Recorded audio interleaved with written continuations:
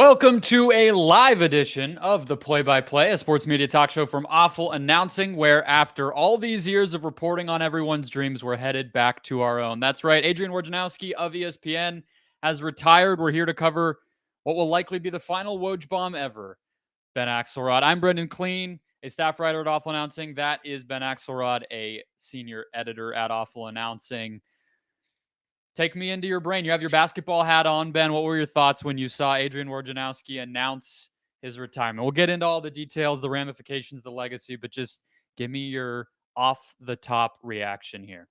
Yeah, it was one. I'm paying tribute to Isaac Okoro, who was the subject of the final Woj bomb before his own Woj bomb announcing his retirement. That was Woj's final report was Isaac Okoro's 3-year extension with my Cleveland Cavaliers. So a little bit of a fun fact there and tie to Cleveland, but yeah, I mean it's shocking. Like it came out of nowhere and it was very surprising. It's certainly not something that was top of mind for anybody.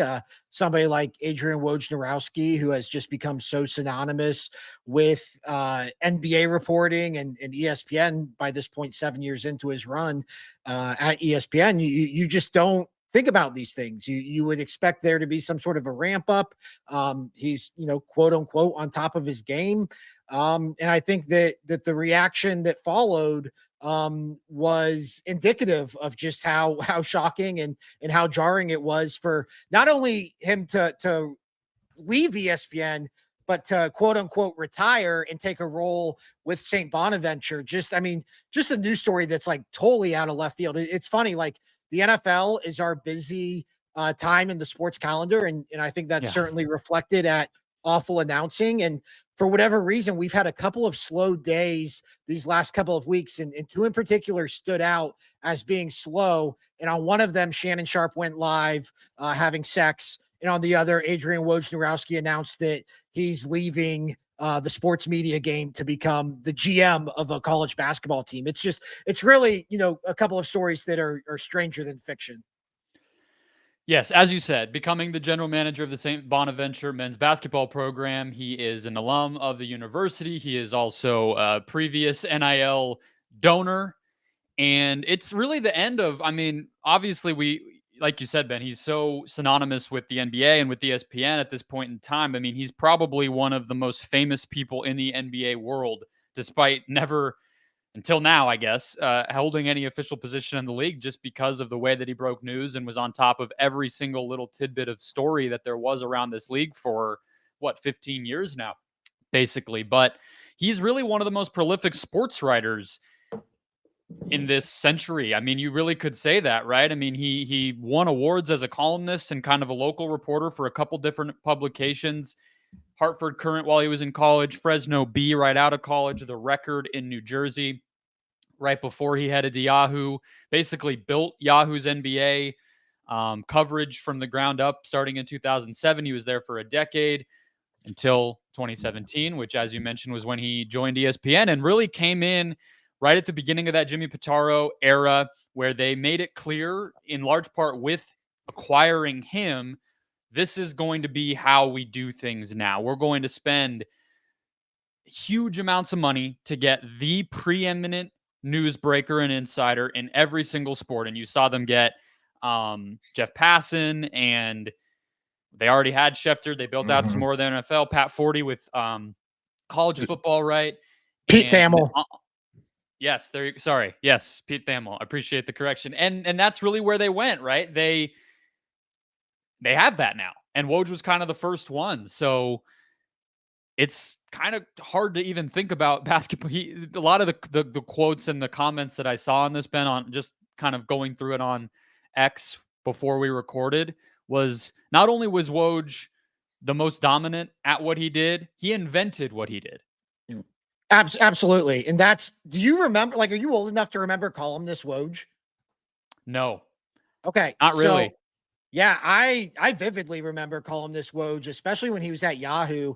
And he was he was kind of a hot take artist. It's actually, I think, one of the more undercovered topics in sports media is how he transitioned to this role where he was tearing down players and GMs, and especially LeBron James and the LeBron James empire. Like, he was one of the voices going the hardest at LeBron James immediately after the decision. As a Cleveland Cavaliers fan, it was like sports, like writing porn for me. But it was it's really shocking how, I mean, it's just crazy how he pivoted totally and almost invented this new genre of sports journalism where it's totally transaction based. It's totally social media based. I mean, this is a guy who I think he still had his bylines on ESPN stories, but by and large, like, he was breaking these stories on social media with just tweets with no links to them.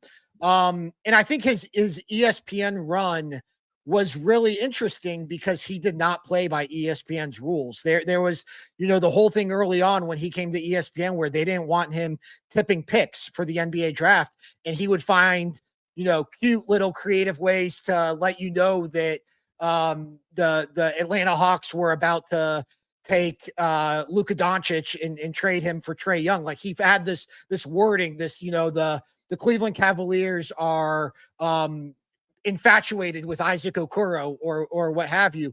Sure. I mean, other people were breaking news in this fashion, but he was really, to my knowledge at least, the first person to like make it their brand and to make it this thing where like a Woj bomb was, something. It was a tangible piece of sports media.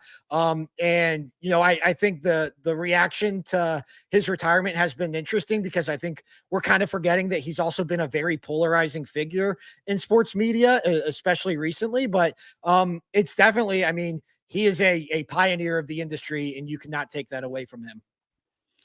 Yeah, there's so many tangents of what his I have like a bigger picture, kind of the duality, and you just hinted at it there that I want to get to. But just on a more practical level, what what he will leave behind in sports media, right? The growth of Twitter as like a central place where people keep up with sports news. I mean, he's one of the biggest. We've covered on Awful Announcing that he was doing Q&As on Threads and kind of this fight back against the Elon Musk owned X that was not so quietly being done by him and everything else. But that only mattered because the dude is one of the biggest people on Twitter in the sports world or in any kind of news world, really. And the NBA as this, you mentioned the decision, the fact that Woj intersected with that inflection point and came to dominate the news world after that, I think is no coincidence that he would be so prevalent is basically you can connect it directly with the league becoming so transaction dominant and even more personality driven and dominant than it was before, partially because of social media. It's all these little things that as the NBA became what it is, as the internet became what it is, Woj was kind of this symbol of a lot of that. And it's just become so ingrained that, yeah, columnist Woj is undercovered and some of that stuff. I think we just take for granted that he created so many of these things that now are just, yeah, duh, of course that's how sports media works. But before him, not really. Yeah, and I've worked at, a handful of outlets now at this point in my career. And there was this Twitter was something that was kind of coming to fruition when I was still in college. But by the time I entered the field, like, Twitter was a real thing and something that was a tool. But there was this idea of like, what's the value of Twitter? Like what if you break a story on Twitter, what does it really matter if we aren't reaping the traffic from it? Like, if you aren't posting your breaking news with a link, like, what's it matter? You're all you're doing is building your social media following. You're not building, the outlet that you're working for. And I think there's there was some valid thinking or some validity to that thought. But like, whatever the value is, Woj found it. Woj found a way to become a brand based on Twitter without, driving necessarily direct traffic to ESPN.com or even Yahoo.com. He found a way to turn breaking news into currency to the point that ESPN decided, hey, we want to stop crediting this guy on every NBA story. We just want to hire him so that we can put it on our scroll without crediting Yahoo. And that is something that, I think a very select few at the top of the industry can say that they've done is kind of create something out of almost nothing. Okay, you mentioned it with the of course it's kind of this happens with retirement or any sort of milestone celebration, whatever, and I'm not here to like turn that upside down by any means, but Woj had, I think, in two distinct ways kind of this dual legacy. And you look at the messages, a lot of ESPN personalities, a lot of NBA reporters, a lot of people in the business right now quote tweeting Woj's announcement, deeply personal stories of he helped me here. I'll never forget this. Reporters' relationships across this industry. And Woj does have that reputation. His impact on the business, which we just talked about. And yet, like, we don't have to look that far in the background in recent history to his arrival at ESPN, which led to the departure of Mark Stein, the departure of a lot of the True Hoop network that had been kind of innovative there, people like Henry Abbott, and some ugly stories, frankly, of what's exactly going on. Did people have a say in this, or was it my way or the highway? And I don't know. I'm not here to say one side of that or the other was right. But let's start there. What do you think? How do you think about that first duality here of how he was talked about in the moment with some of these things versus right now? You'd be hard pressed finding anything negative about the guy. I think he, to get to the level that he's at and to achieve what he's achieved in this industry, you have to have at least some degree of cutthroatness, if that's a word. And so I think that some of that stuff isn't necessarily surprising. But to your point, and that's not even what I was necessarily alluding to. I was alluding to more, the stuff with the agents, and especially the way the Dan Hurley stuff played out this past summer, which we can get to in a little bit, because looking back, that might have been the biggest red flag that something was coming, because it kind of seemed like he was out of shits at that point, was just doing a favor for a friend. But if you, I don't know if it's ever been, proven that he's the reason Mark Stein, was let go from ESPN, or why Ethan Sherwood-Strauss was let go from ESPN. But I do think, and some of the others you mentioned with the True Hoop network. But I do think, one, obviously, like, that's a narrative that's out there, and it's pretty easy to connect those dots, especially with some of the things that Ethan had written actually about Woj, the columnist, in the past. But I think that's a black mark on his legacy. I don't think that's great to cost people their jobs. I think, especially in an industry where jobs are shrinking and not growing. I think if he had a hand in people losing their jobs at ESPN, especially considering that he was not somebody who ever had to worry about his job security. He's not somebody who, had to worry about people on ESPN stepping on his corner. I think that's a black mark on his legacy, if that is what happened. Yeah, to me, it kind of just, it adds up to, like, I don't know, maybe it's a little feeding into the moment as well, and giving somebody more credit than they deserve. Again, we don't know. But reading his note, which we haven't actually read any of on air except for my little joke at the beginning here, but doesn't it kind of feel like he just got tired of the game he created? Like, he just got sick of it. And again, it doesn't gloss over if he did mistreat anybody along the way. And it's not even just, his own direct thing, but when he came into ESPN, he brought his whole team from the vertical at Yahoo. So people like Jonathan Givony, Mike Schmitz, I'm sure there's others that I'm forgetting who kind of joined at the same time, which meant people like Chad Ford had to go and all that. Not to mention, which we will get to in a moment, the cutthroat of how he did the job and the need to be first and the competitiveness and the dominance that he obviously earned. But that of course, that's going to have a downside.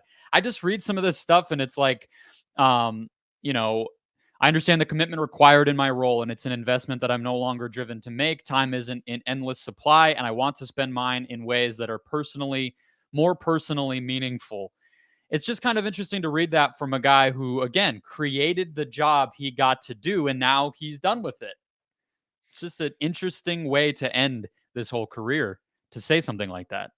Yeah, I think that that job is so draining and so exhausting. And, we have a dozen Shams Charania profiles by now that tell us how often he's on his phone and how like he can't go on a real date because he might miss that the Atlanta Hawks are signing their eighth man to a contract extension.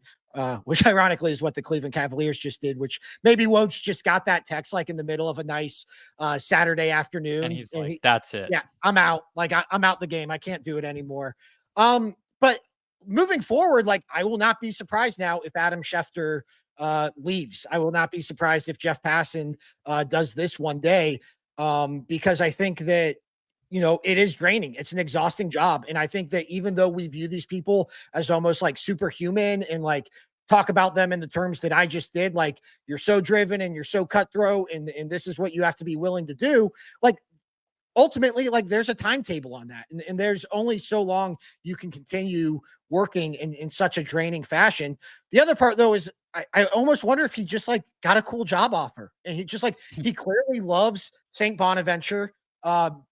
He's obviously made more than enough money in his lifetime to do whatever he wants to do moving forward. A part of me wonders if he thought like, hey, if I don't do this now, I'm never going to get to do this. I've already fulfilled everything I've wanted to fulfill as a member of the sports media. Now I'm going to come take on this challenge that is only afforded to me because I have built up this brand for myself.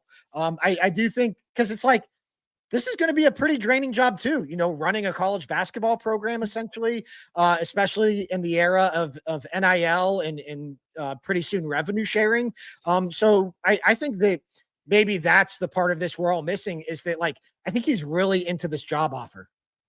Yeah, I buy it. I do buy it. It's not like he retired to some cushy board of directors where he gets to just make, passive income for the next 10 years and then never think about work again. He's going to be in it, and college sports is not exactly a peaceful golden parachute for him. But yeah, Dan Wetzel at Yahoo, who I would assume knows what he's talking about when it comes to Adrian Wojnarowski, reported that at least one other major college program offered him a similar job. So, this was new to us, but probably was out there. And if all the things we're saying about Woj are true, I would think he probably, sifted through whatever this might look like and truly wanted this. So your point is 100% valid. We're maybe not thinking about that enough. And I think on top of the cutthroatness of all of it, to just jump to the other thing here, as far as the duality of Woj's legacy, it's also just very artificial, right? I mean, there's a lot of people in the sports world at this point, like Brandon Contes on our Awful Announcing podcast had, he wrote up Chris Broussard on Ethan Sherwood Strauss's podcast, talking about how he made the very clear decision to not be an insider, right? Mm-hmm. And it's just not for everybody. It can be, yes, time consuming, but also just you're talking to people you barely know, you don't care about, to make them think you like them enough to tell you something the next time they have news, and that's a very weird, dystopian, bizarro world to live in. I wrote up a story for Awful Announcing about potential replacements for Woj. And I think that, there are two very obvious ones in Shams and Chris Haynes, who both happen to be free agents. Like, talk about all-time timing on their end in terms of contract status. But I put Brian Windhorst as third on the list. And like, I think Brian Windhorst could do this job. I think he's one of the most connected people in the NBA. I think he's great on television. I think he's like quietly ESPN's most versatile NBA member of their NBA staff.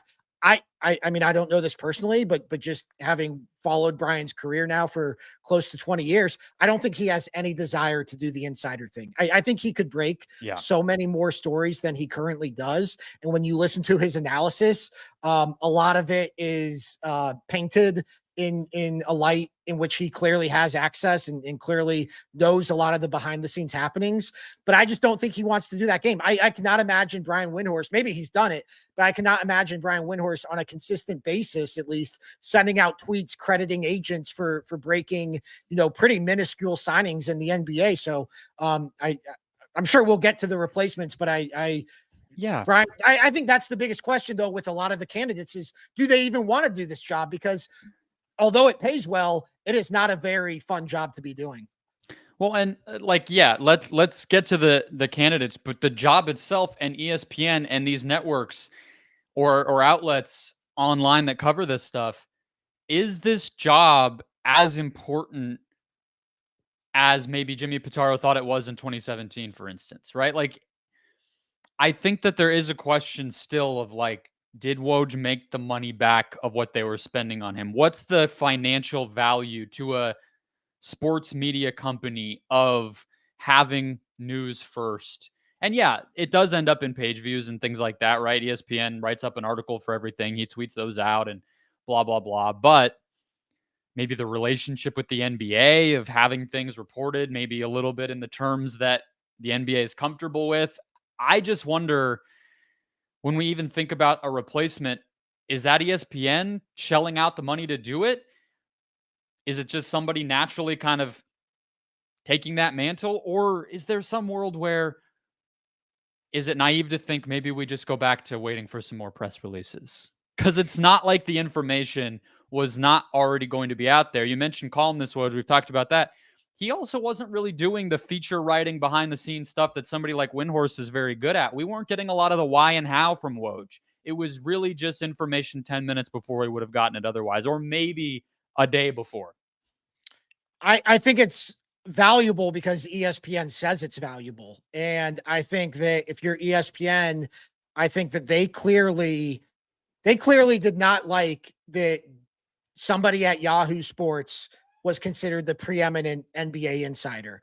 And so I think that they've created this world where we have Adam Schefter, we have now Adrian Wojnarowski, we have Jeff Passan, we have Pete Thamel. Like, there is no world. If you're ESPN, you're thinking there is no world where the top insider should be somewhere else. The top insider should be at ESPN.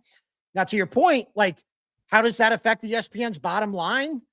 I'm skeptical it does. Like, I don't like, especially in a world where they're paring back in so many ways. It's just crazy to me to think that that is worth the bang for the buck when you think they're spending what, 30-40 million dollars combined on all these insiders.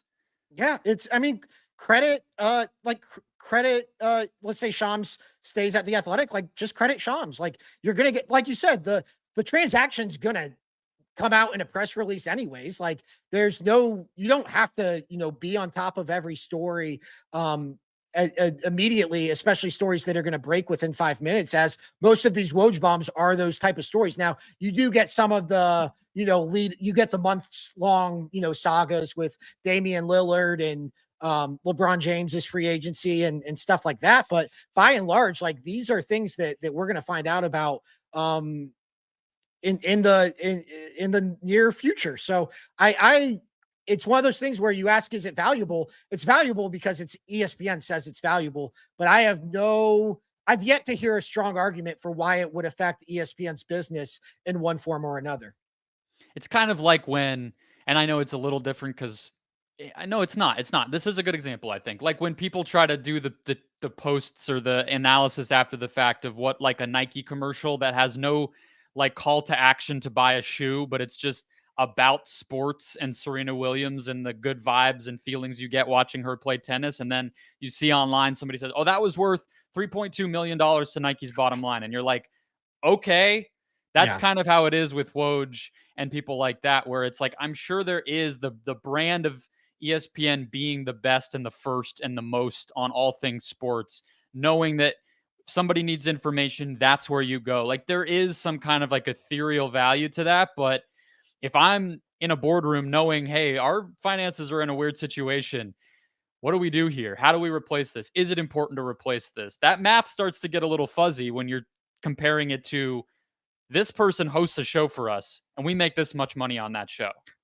I wonder if it's something where ESPN has like such a stranglehold on the sports media world in terms of being the, quote unquote, but also literal worldwide leader, where they think if we just allow this one crack in the door, if we just allow Yahoo to be the place to go for NBA breaking news, this could all unravel. And this could be what sets everything off into motion. And this is how we squander a 3-1 lead that we've built for 40 years now. I almost wonder if there's something to that, because I mean, you're right. There's no, it was such a vanity hire. It felt like for ESPN. ESPN was breaking plenty of NBA news. They had a lot of NBA insiders. They had, beat at that point, I think they had beat reporters for nearly every team in the league, or at least, all of the ones you would consider high profile. And it's one of those things. Yeah, it's just it's tough to figure out what it was that sent them in this direction. But I do wonder if there's something where they just didn't want to allow that one sliver of any competitor to have an inside track, whether it's NBA reporting or NFL reporting or anything else. Well, especially in a world, right, where they're kind of increasingly playing on the same terms, same playing field as a Yahoo. Yes, they still have a cable network, but for how long will that be the dominant thing in their business? How long can they even keep it that way, even if that's what they want?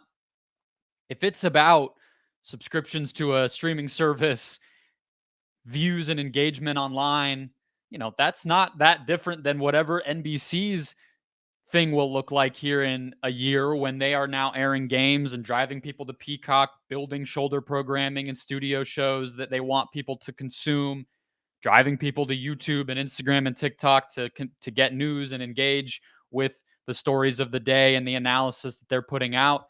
It's ESPN's not going to have that head and shoulders advantage that they used to, and so yeah, I wonder how they see having somebody like this and what that value is when it's not okay. We need people to populate Sports Center, or whatever it might be. So the business has changed quite a bit even since 2017 when Woj got there. So it could even be different than it might have been that calculus back then. But let's jump to kind of the fallout and the next steps, Ben. Replacements, big picture. You did do an article, lay out kind of how you thought about what ESPN might want or need to fill these shoes of Adrian Wojnarowski as their number one NBA newsbreaker. I think there are two big things, and it's obviously breaking news and obviously the ability to do it, not just, a story here or there, but like on a prolific basis. And I think that one is tough to evaluate because I think obviously Shams stands out in that regard, and so does Chris Haynes to maybe a lesser degree. But there's also, like I wrote about Brian Windhorst and Ramona Shelburne. They're not asked to do that. Like that was not their role at ESPN, and I have no doubt that they are connected enough that they could do that if that's what they wanted to do. But that one to me is tough to evaluate. I mean, Pete Thamel was not a guy who was breaking a ton of college football news. He was breaking news here and there, and ESPN brought him in, and now he's the preeminent college football insider because that's what he's focusing on doing. So I think that part of it is tough to evaluate. But the other part of it is they have to have a TV presence, because I think that's one thing about Woj is they did put him on air. He wasn't just behind a keyboard. He wasn't just tweeting from his phone. They were putting him on NBA Countdown. They were putting him on their NBA draft coverage, which actually I think annoyed him because I think he would rather be breaking news, and that gave others who didn't have live television responsibilities an inside track on some of the stories. But I think that ultimately those are the two things: is you have to be able to break news on a prolific basis, and you have to be able to have a strong television presence, which actually I don't know if Woj necessarily even had a strong television presence, but he was good enough. He was passable. And I think whoever replaces him is at a minimum going to have to be as good as he was. Yeah, that's part of why I've always considered, not that it matters, but like in my head, I've always kind of thought Adam Schefter had a little bit of a leg up in terms of whether you're talking value to ESPN, just as a journalism nerd, like who's better at the job or whatever. Schefter's everywhere for ESPN. And Woj, to his credit, got a lot better on TV over time. The dude was coming from writing for a website and all of a sudden had to be like, front and center when all the biggest stories were happening on live air. Shefty has done it for a lot longer. I think that he can be on their Sunday morning show. He can do Sports Center whenever. He's on NFL Live. He's on Monday Night Countdown. He's wearing a, King Jester outfit, whatever that was. He's on McAfee shooting the shit with Boston Connor. Yeah. Most of that job description is not stuff Woj doing. He was talking to Kevin Nagandi for 2 minutes about what LeBron's was going to do in free agency, and that was it, So to me, number one priority if I'm ESPN, get somebody who can fill in those cracks better. And frankly, if ESPN thinks that they need the closest approximation to Woj, somebody who can do all of that and more that he was doing for them, it's Shams or nobody, in my opinion. And there's not a number two. It's not a turn it on and turn it off job.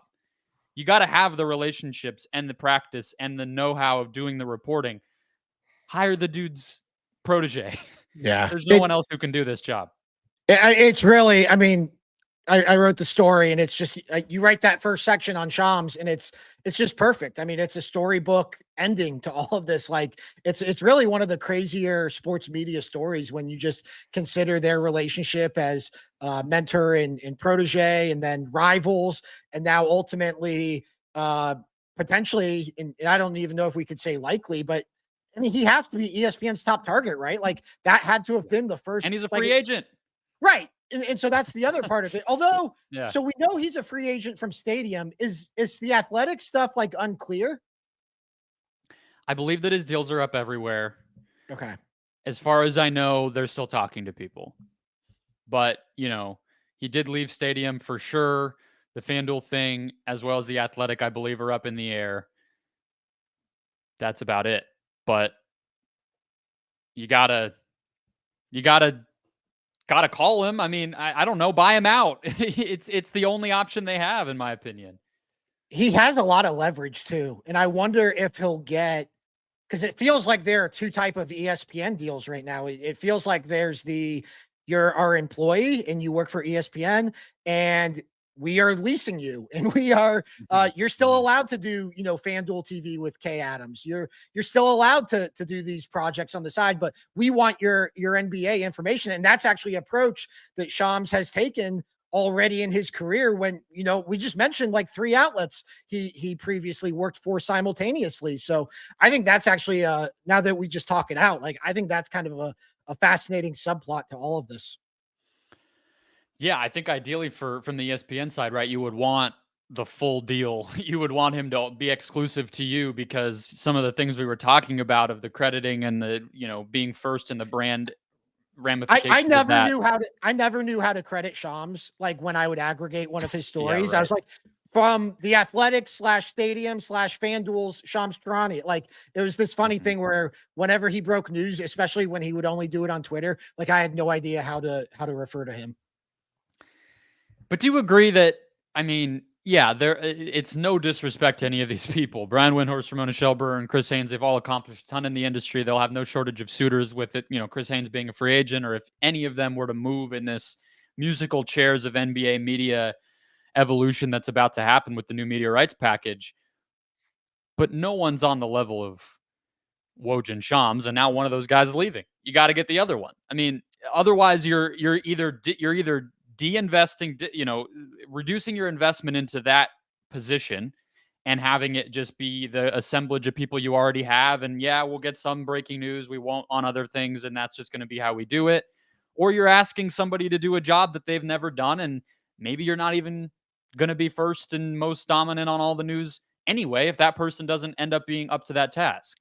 I think that if the goal is to fully replace Woj, it's Shams or bust. Like I think that other people could do the job and do an adequate job and maybe even do a good or great job. But if the goal is to like live up to the standard that Woj set as a newsbreaker, like it's Shams or bust. It was funny because there was this, outpouring of reaction today where it was like nobody ever dominated a beat like Adrian Wojnarowski. Nobody ever did this. And it's like Shams did. Like Shams, this is a thing. Like Shams versus Woj. Like every time they broke news, like it was a race to see who did it first. Like this was not a one-sided rivalry by any means. If anything, I felt like Shams was like kind of the people's champ when it came to all of this, because you kind of got a little bit less of the bullshit, with, is he pushing this story because he's protecting a source? That there is still a little bit of that with Shams, but he does a little bit of a better job of at least hiding it, I feel like. Yeah, I'm sure there's always that glad handing and tidbit trading that has to go on to do that job at all. But Shams is less egregious with it. And look, I mean, the other part of this is from an ESPN standpoint, because Woj is now gone and Shams was his only competitor, if you get Shams Charania in the building, there's no Ian Rappaport or Ken Rosenthal or Ross Dellinger. There's no competitor, really. I mean, somebody will, of course, rise to take that space. People are competitive in this industry. People will start, working the phones and saying, hey, what you used to tell Adrian, why don't you go ahead and give those to me? And I'm sure it'll happen. But for now, you're getting all of it if you get that guy. So to me, it's a no-brainer. Maybe it's just a matter of price. And I'm sure that Shams and his agent are feeling pretty damn good about their leverage right now to be that person. But I guess the only other thing I had, Ben, and you can tell me if there's any other places you want to go before we wrap here, is this combined with TNT losing its rights, we are in a complete new world when it comes to the way that people are going to be consuming the NBA. I mean, we were already talking about streaming exclusive games and the end of Inside the NBA, and that musical chairs was already kind of happening. But now it's like the number one guy who gave you information, the number one show that entertained you and that you associated with analyzing the league, gone. Tune into Peacock for God knows what. You know what I mean? It's going to be different, but I also wonder if we are we're overreacting in the moment, because like the stories are going to get broken. Like I don't know. Like, are you going to be heading into NBA free agency thinking like, man, I wish Woj was here? Like, I think that like the stories will get broken. They'll probably mostly go to Shams now. We'll see other insiders emerge, and that's ultimately like what fans care about, is like they just want to get the news. And I don't know if they necessarily care where it comes from. That's why, like, I think like the whole conversation about Woj glad handing and pushing narratives on behalf of sources, like it's very inside baseball, because I don't think the average fan cares. I think the average fan just reads the first part of the tweet and they don't even care that, you know, the agent is mentioned that in the second half of the tweet. So, but yeah, I mean, it's definitely because he is such a pioneer. It's definitely going to be different from that standpoint, but the stories are still going to get out there. And I think that's ultimately what fans care about. I also think, I don't think Woj is done breaking stories. Like, I don't know if maybe this new role will prohibit him from, you know, doing such, but he still has sources, and it would not shock me in the least if he's chiming in every once in a while with the occasional Woj bomb now. Wouldn't surprise me one bit either. I mean, he's been known to tweet about things that aren't really in the world of the NBA already, just because of people that he knows. So I'm sure we'll still get some of that in this world. But I think it matters from the standpoint of, well, first of all, if you're like a Miami Heat fan who thought that they were getting Damian Lillard last year, and Woj kind of, you know, may or may not have played a significant role in how that all played out, then you probably do care about the glad handing and all that. But or if you think JJ Redick is going to be a awful coach for the Los Angeles Lakers, and you wish that maybe that Danny Hurley could have just gone there without any interference, whether that was real or not, you might care. So it does matter, I think, in a way. But more than that, it's just who these people are does affect it. You know what I mean? Like, for instance, what if there's a world where somebody other than Charles Barkley became the premier analyst of the NBA? I'm sure it could have gone in a lot more nerdy of a direction, or a lot more, celebrity, whining and dining some hot shot who just wanted attention. Barkley's kind of like your fun uncle, your fun grandpa. Like, it does color the way that the league exists. So it's just going to be huge. I don't know, better, worse, or indifferent. I just think we're about to, by 2 years from now, this time, all the stuff we've kind of associated with the league could just look pretty different, and that'll be interesting to see. A lot younger, probably, which might not be a bad thing, but I like it. I mean, it's fun for us. We cover this stuff. We get to write about it and think about it and talk about it. But NBA fans, I think, will feel it. Yeah, it's funny you say younger, because when I was writing today, I looked it up, and Shams is 30 now, and that seemed ancient to me, considering that he's been breaking news now since he was, I think, 21 years old, maybe even younger than that, back when he was at Yahoo with Woj. So, yeah, relatively younger, but also getting older, as we all are. Speak for yourself. I'm working on going the opposite direction. We'll see if I can pull it off. All right, thank you everybody for listening. We had our first live show here. If anyone joined us for that, we appreciate that big time. If you did not and you're finding this in your feed as usual, hit follow or subscribe there. Don't forget to read awfulannouncing.com for all the fallout of Woj's retirement and much more around the world of sports media. We have newsletters, social media, got you covered, is the point. We will be back on this feed for regularly scheduled programming next week. That episode will come out Wednesday, and we'll talk to you then.